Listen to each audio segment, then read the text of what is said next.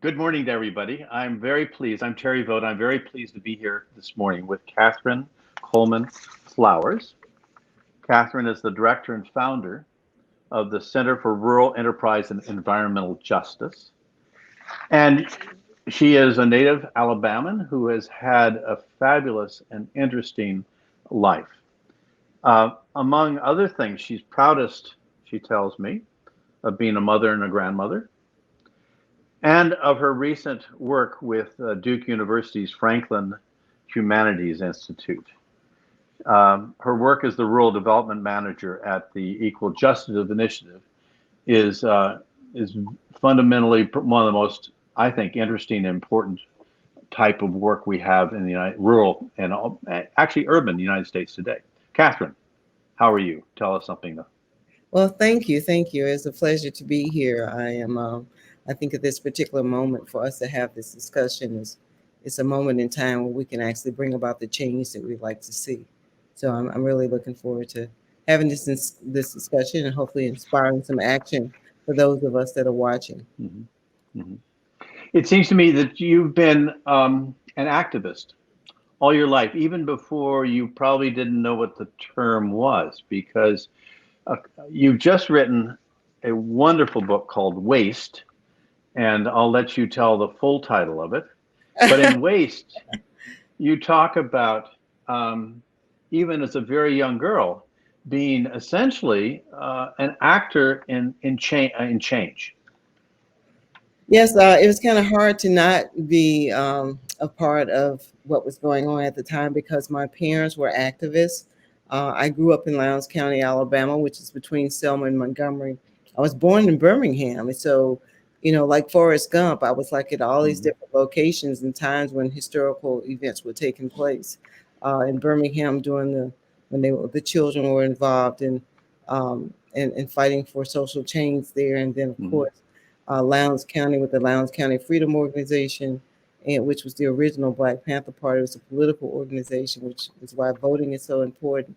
So, my parents I characterized my parents as the jailhouse lawyers of their community, that everybody came to them to ask for help. And, how a lot of times we don't know we're picking up things from our parents. It's kind of like by osmosis. And before I knew it, I was doing things that I never thought that I would still be doing at this point in my life. Yeah. And then at a relatively early age, you were plucked out of rural Alabama. And again, in your remarks, you mentioned that Lowndes County is smack dab between Montgomery and Selma. Yes, it is. Yeah. And I don't know the stats in terms of economics, but I imagine it must be in the lower 10% in terms of per capita income in the United States in terms of a county. I'm sure it is. I don't know the stats, but I know it's one of the poorest counties in the U.S. and one of the poorest in the state of Alabama. Yeah. But then while you were in high school, you were sort of plucked out of this rural area and you ended up in the capital of the United States with a family with great connections who took you in and made you their daughter. Yes, I was a Robert Kennedy Youth Fellow. I'd actually been introduced by the Robert Kennedy Memorial Foundation after being invited to speak on a local television show. And I wrote poetry back then. And in talking, I was a high school student. And I talked about my school and what was going on there. And there was a woman in the audience who was affiliated with the American Friends Service Committee, who asked me to write about my my school and what was going on there. She was the editor of a newsletter, and through that, I was connected to people connected to the Robert Kennedy Memorial Foundation, was offered a fellowship. I like to say that woman ended up being Penny Weaver, who's now the retired, but one of the founders and senior vice presidents at one point at the Southern Poverty Law Center. So that was how I got introduced to the Hackett family indirectly, and I still have a relationship with them. Yeah, that's really great. We were talking before we went on the air about how important it is to have these relationships that give you a base and help you grow, and you were very fortunate in that, I think. I But think let's I'm go on to this the way things occurred in your life, in the sense that you note that um, you realize that Lowndes County actually has tropical diseases that the state and county officials didn't really even know existed, and that is one of the things that brought you into the whole more area of sanitation and waste and health related to that. Yes. Well, actually, when I went back to moved back to the area, I was an economic development coordinator for the county, and people were always making comments, on the state level about the only reason to go to Lowndes County was to go through to get to Selma or to get to Montgomery, and I just realized that Lowndes County had been kind of a uh, had been neglected for many years, and then I found out that people were being arrested for not having access to sanitation, and I was told that it was because it was a personal feeling. It wasn't a personal feeling because they couldn't afford it, and then there were some ecological factors that people had no control over. Um, and when I started seeing these, raw sewage, um, on the ground, and people started telling me about some of the illnesses that they were having. And then I had my own experience when I was bitten by mosquitoes and broke out in a rash. My doctors said, all the tests said that nothing was wrong, but clearly I had this rash on my body that lasted for a very long time. And I saw an op-ed piece that was written in the New York Times by Dr. Peter Hotez, and he was the founding dean of the National School of Tropical Medicine at Baylor College of Mm. Medicine. And I wrote him, just Googled him and got his email address, wrote him, and told him about what I saw. And that's how we ended up doing the parasite study, because I asked him, is it possible that there are tropical diseases or diseases that American doctors are not looking for because they do not anticipate this being a problem in the United States with raw sewage on the ground? And Yeah, we found yeah. our answer when we did the study. So you sort of become the queen of affluence, in the best sense of those words. Um, and and could you tell people what is it? How much does it cost to install a decent septic system in Lowndes County, Alabama, and how long is it going to last? Well, it really depends. There's no template for the type of system that a person would need. It depends on the slope of the land. It depends on the water table. I can give you a recent experience that we had. One of the persons who worked with us, who unfortunately died of COVID a few months ago, she had become kind of a Fannie Lou Hamer of poverty. Her name is Pamela Rush, and Pamela died at the age of 50. She caught COVID and ended up on a ventilator and never, was able to go back home. But we had number of people had visited her home and visited her family because she was sharing her story so people can understand poverty. A lot of people don't understand poverty and the type of poverty that exists in places like Lowndes County. And in the course of helping her, a family came forward and offered funding for a home for her, another mobile home. And we purchased a mobile home, but we never got a chance to really put it in its place because she had a half-acre property. We hired engineers to go in and do the engineering on the property to determine uh, where the septic system need to be and what type of septic system. It ended up that the septic system design that we were given for that property that was approved by the state health department would have cost $28,000 for Hmm. installation. It was also was going to take up about a third of her half-acre property. And when they did the perk test and they went down to dig, to see the percolation rate of that was just how fast the water goes through the soil, they struck water at 25 inches. So all of these factors can change depending on where you are in the county or where you are in the US. And then it also determines the cost of the system. Where if you're in an area where you have soils that percolate, you could have a system that may cost, I get average around maybe $8,000 to $10,000. But if Hmm. you're in an area where the water tables are higher, and I suspect that the water tables are getting higher because of climate change and sea level rise. So when we talk about sea level rise, we don't think about how it can impact the septic system.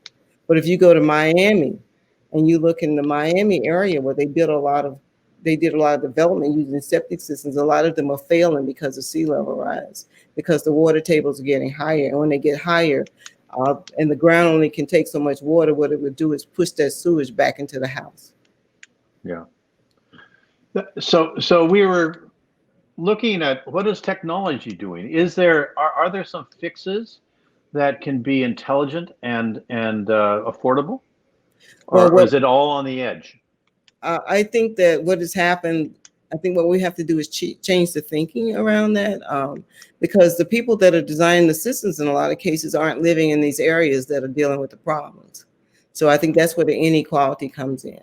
And as a Mhm. result, what we have to do is change that paradigm where the people that are living in these areas and are impacted by these problems have to be sitting at the table when they design these systems, and they have to be listened to, because ultimately what happens, where engineers are trained, is to go in, find a system, build something, and move on. They don't stay to see whether or not it works or whether or not there's impact, an environmental impact on the people Mhm. that are paid for this. And we have seen a lot of failures.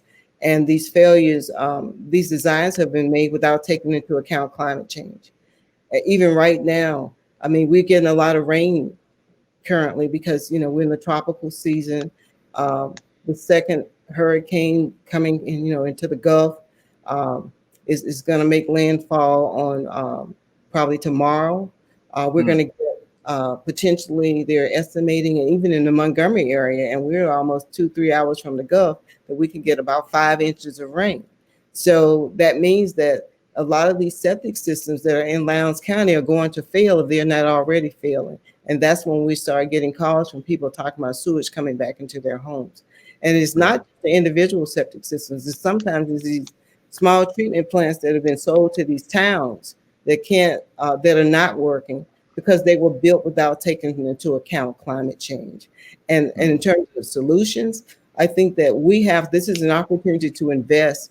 We're actually organizing to work with some of our partners, and we'll be making an announcement about that pretty soon if people want to be part of the solution. Where we're going to work on technologies to address this, because let's think about it. What if we had a toilet that when we flushed it, the water came out clean, that it didn't have to go through pipes and go to a treatment plant, that we can Yeah. reuse, because we're going to ultimately have to do that, because Hmm. as we see what's going on the West Coast right now with wildfires, because it's so arid. There are places that's not in the news that's having water issues.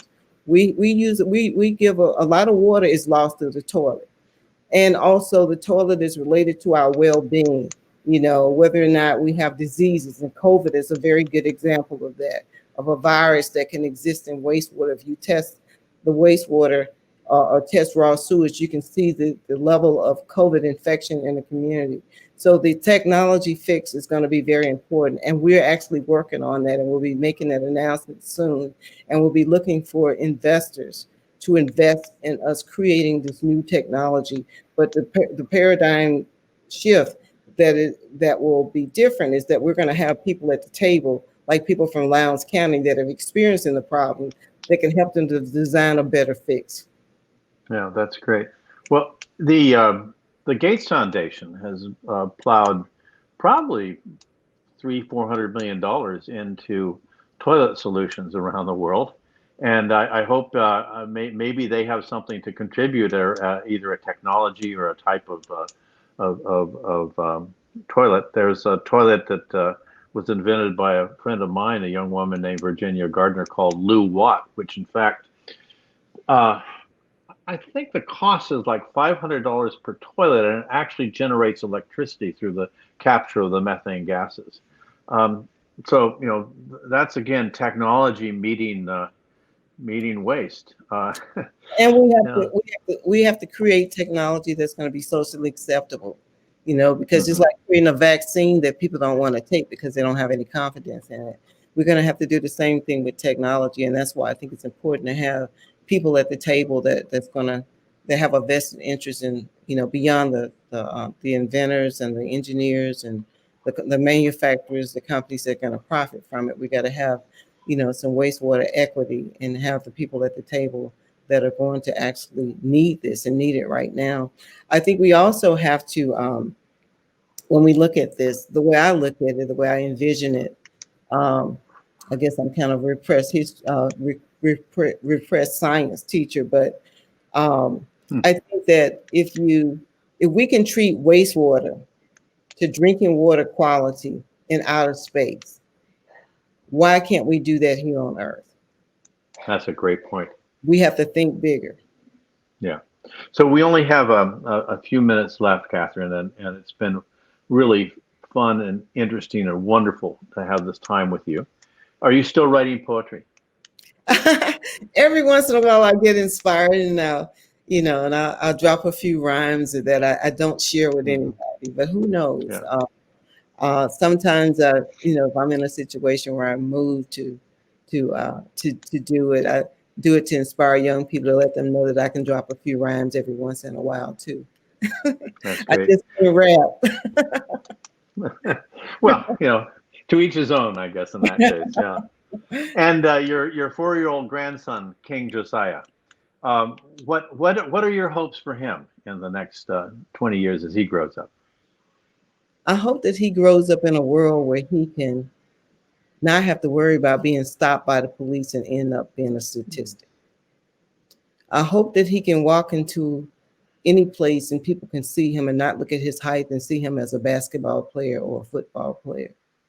I hope that he can grow up and hope to be, I understand that he loves science, that he can actually parlay that into a career and do the things that he would like to do and be treated as a man. Um, I just think that it is time for us to dismantle the type of social structures that we have in this country that breeds and feeds into a criminal justice system that's not equitable. That's my hope for my grandson. And I hope for 7 generations to come that I will be able to contribute to having a world, a living world that nurtures life instead of destroys life because of our Mhm. ways in which we exploit the resources that Mother Earth has given to us. Catherine Coleman Flowers, that was eloquent. It was direct. And I thank you so much for that summation. And we all hope that King Josiah has a life that you've described. And thank you so much for joining us today. Thank you for the opportunity. Okay, great. Bye bye.